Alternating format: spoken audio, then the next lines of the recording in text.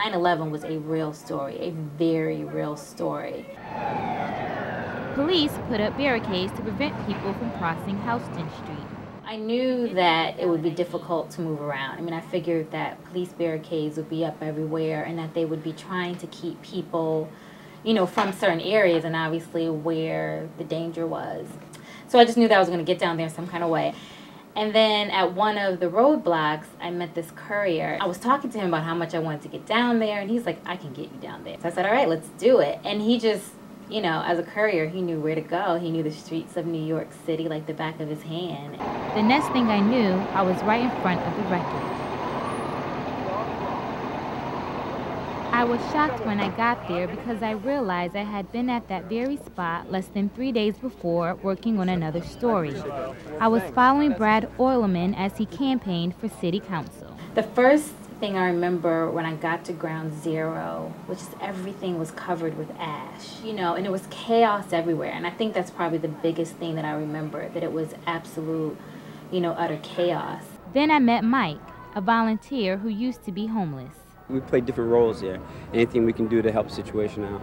We've been here since about 9 o'clock this morning, and we've been helping, you know, remove debris removal. We've seen a lot of casualties. 9/11 definitely changed me. I think that it shaped me to rely on my instinct, and I talk a lot about my gut feeling. My gut is, you know, this about, you know, a story or maybe characters that you're talking to or the way that we're shaping our show or shaping a piece. I think it gave me the feeling to kind of trust my gut instinct. The reality of seeing the destruction and chaos firsthand left me feeling very sad and vulnerable. I turned to God, family, and friends to help me come to terms with the tragedy. We experienced fear and remorse and pain and sadness, but it didn't break us. It didn't break the American spirit. It didn't break the city of New Yorkers. It didn't break us. That's how I think. I think of resilience and strength.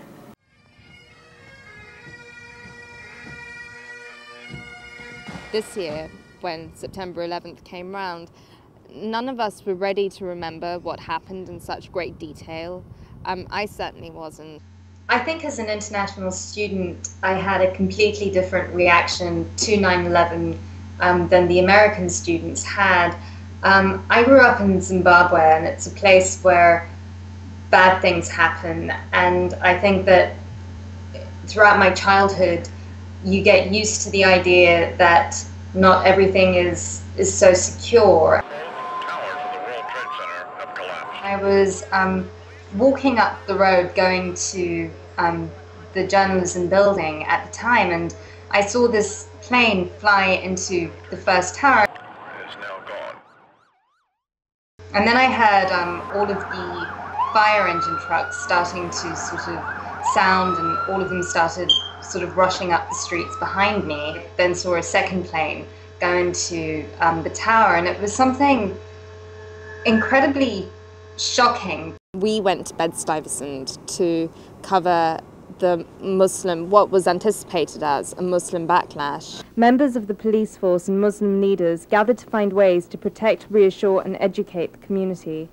Muslims are not terrorists. After I left NYU, I actually went to Cairo to study Arabic, but also to do some reporting there, and I worked for a magazine, and I think that I did that because of my experiences in New York. When we went back this year, the community was so suspicious of journalists. Stand over there with your camera in front of the store, away from the message. It was really to find out those stories that drew me into covering the Muslim community after 9/11. I think this is one of the reasons that drew me to Al Jazeera as a new channel that was starting. I really felt it was a good thing that the channel was trying to do.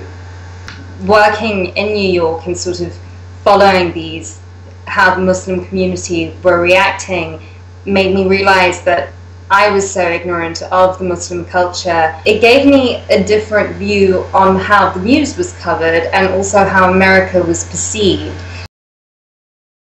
My reaction was probably like anyone else, is just completely overwhelmed. The first day, I broke down sobbing when the towers collapsed. It didn't matter that I was studying journalism. I honestly didn't want to cover it then. In the first 24, 48 hours, even first few days, all I felt like I could really do was just absorb all the images. The